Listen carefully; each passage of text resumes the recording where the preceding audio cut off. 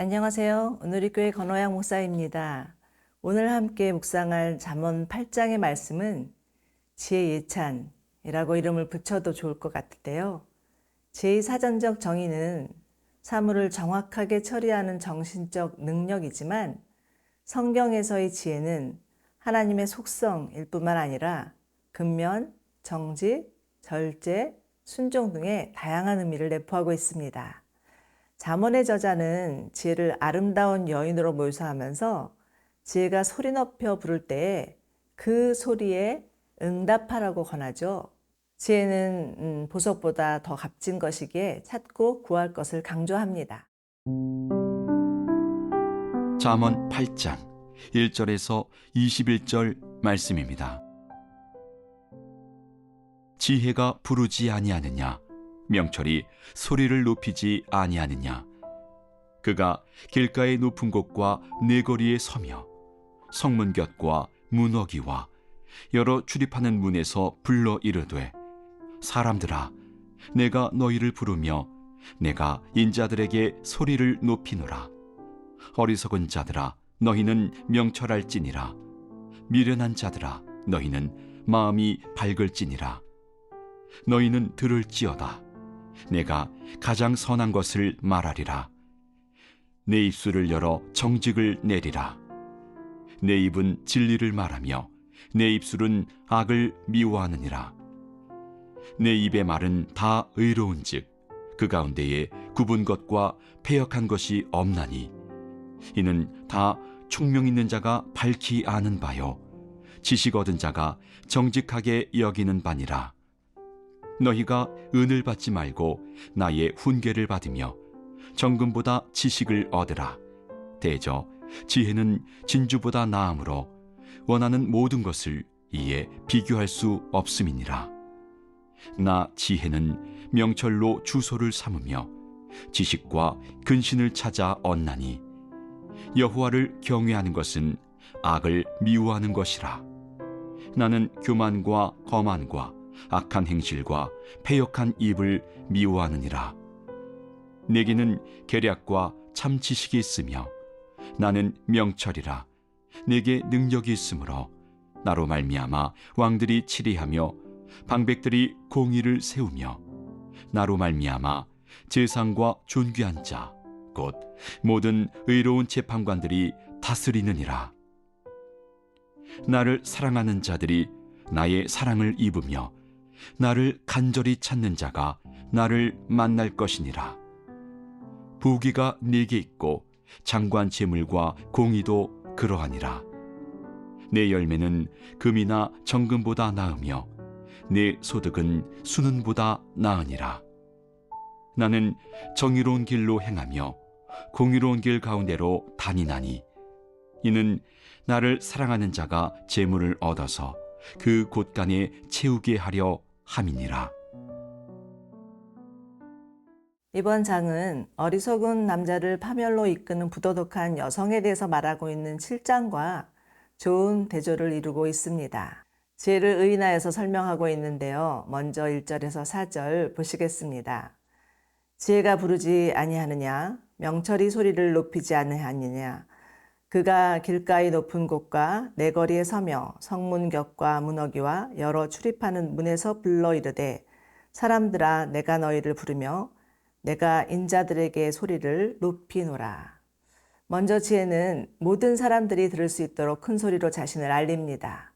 그리고 지혜가 부르는 장소는 길가의 높은 곳, 사거리, 성문 곁, 문어기, 여러 출입문 등 수많은 사람들이 지나다니는 곳입니다. 이처럼 지혜의 대상은 모든 사람들이고 지혜가 출몰하는 장소는 삶의 현장입니다. 그러므로 사람들은 언제 어디서든 누구나 지혜가 부르는 소리를 들을 수 있죠. 그러니 난 사느라고 바빠서 지혜가 부르는 소리를 듣지 못했나라고 말할 수 없겠고, 또 사느라고 바빠서 지혜의 부름을 놓쳐서도 안 됩니다. 여러분, 하나님의 음성을 듣는 데 있어서 가장 방해가 되는 요소가 무엇이라 생각하시나요? 바로 분주함입니다. 유진 피러스 목사님은 분주함 그 자체가 박이다라는 말까지 하셨어요. 그러므로 우리는 세상의 소음과 삶의 분주함으로 인해서 지혜가 부르는 소리를 듣지 못한 채 살아가는 우리를 범해서는 안 됩니다. 일상의 덫에 갇혀서 본질적인 것을 잃어버린다면 그 얼마나 어리석은 일이겠습니까? 5절에서는 지혜가 부르는 소리에 둔감한 자들을 향해서 어리석은 자들아 너희는 명철할지니라 미련한 자들아 너희는 마음이 밝을지니라 라고 간절하게 호소합니다.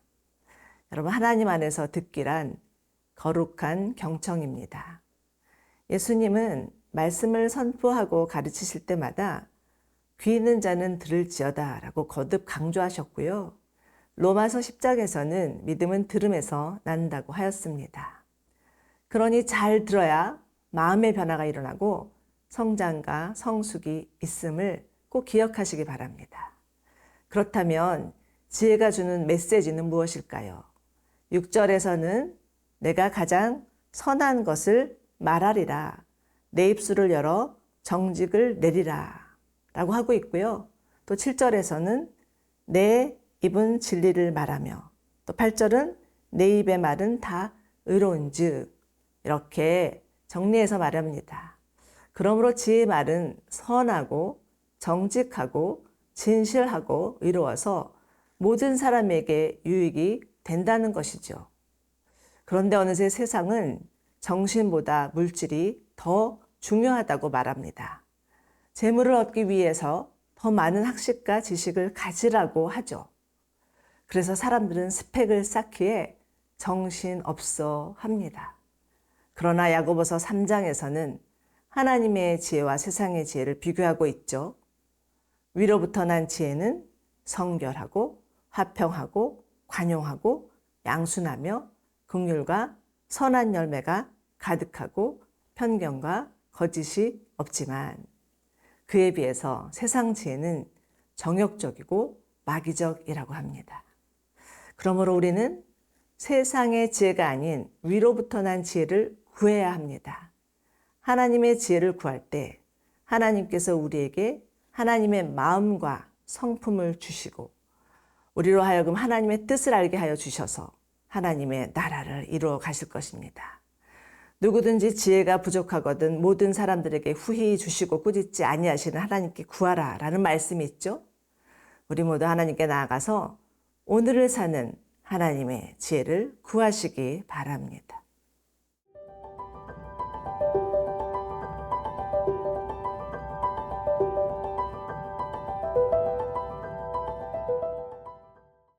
(11절에서는) 지혜의 가치에 대해서 말씀하고 있는데요. 대저 지혜는 진주보다 나으므로 원하는 모든 것을 이에 비교할 수 없습니다. 잠언의 주 저자 솔로몬은 젊은 나이에 왕이 되었습니다. 주변에 정적들도 많았고요. 왕이 되기에는 경험도 많이 부족하였습니다. 그러니 그가 가지고 있던 두려움이란 이루 말할 수 없었을 것입니다. 그러나 그는 하나님께 간절히 기도하죠. 하나님, 제게 지혜를 주셔서 이 많은 백성들을 다스리게 하옵소서. 내가 어찌 이들을 판단할 수 있겠습니까? 이때 하나님은 솔로몬의 기도에 응답하시면서 이렇게 말씀하십니다. 내가 부나 재물이나 영광이나 원수의 생명을 구하지 아니하고 내 백성을 다스리기 위한 지혜를 구하였으니 그 지혜뿐만 아니라 부와 명예와 영광도 주리라. 여러분, 우리들의 삶에도 당장의 필요들이 있고 다급한 기도 제목들이 있지만 이보다 중요한 것은 인생을 살아가는 지혜입니다. 살다 보면 돈이나 힘으로 해결할 수 없는 일들이 너무나 많다는 것을 깨닫게 되죠. 정말 하나님의 지혜가 필요하다는 것을 절감하게 됩니다. 그러니 재물이나 명예나 권력보다 지혜의 가치를 아는 자, 그 자가 가장 현명한 자입니다. 또한 지혜는 우리들이 살아가는 일상의 삶에도 거룩한 영향력을 줍니다. 14절에서 16절 보실까요? 내게는 계략과 참 지식이 있으며 나는 명철이라. 내게 능력이 있으므로 나로 말미암아 왕들이 치리하며 백성들이 공의를 세우며 나로 말미암아 재산과 존귀한 자, 곧 모든 의로운 재판관들이 다스리니라. 성경에 나오는 또 한 인물을 보기를 원하는데요. 바로 다니엘입니다.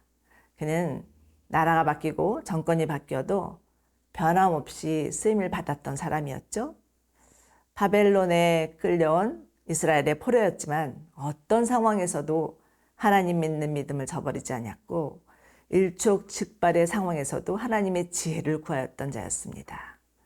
자신을 죽이고자 하는 음모가 벌어지고 있다는 것을 뻔히 알면서도 하루 3번 하나님께 나아가 기도하는 것을 멈추지 않았던 자였죠. 하나님은 그런 그에게 명철과 계력과 지혜를 주셔서 이방 나라를 치리하게 하셨고 모든 왕들로부터 인정과 존경을 받게 하셨습니다. 자, 11절입니다. 나를 사랑하는 자들이 나의 사랑을 입으며 나를 간절히 찾는 자가 나를 만날 것이니라.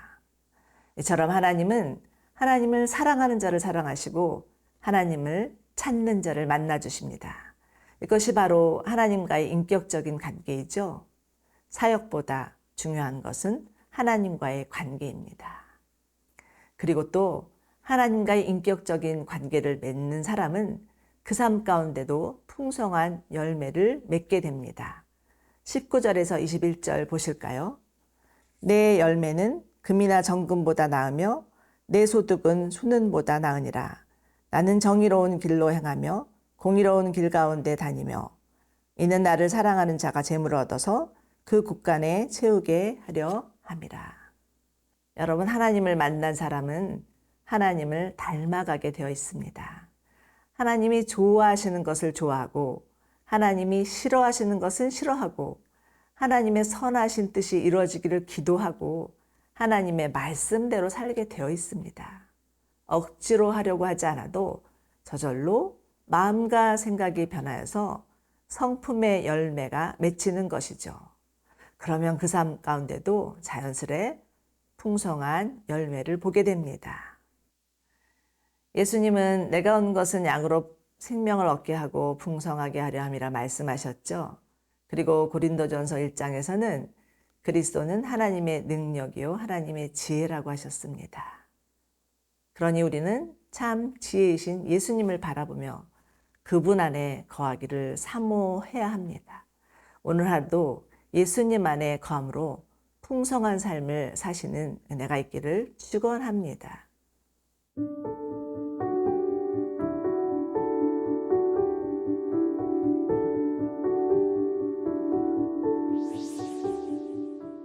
사랑하는 주님, 이 세상에 친히 오셔서 모든 사람들에게 자신을 알려주시고 보여주시니 감사합니다. 예수님이 오셨음에도 불구하고 세상의 지혜를 따라가는 어리석음을 범하지 않게 하시고 참 지혜이신 예수님을 사모하고 구하는 자가 되게 하여 주시옵소서. 우리의 삶 가운데도 지혜의 열매가 맺히게 하여 주옵소서. 예수님의 이름으로 기도드립니다. 아멘.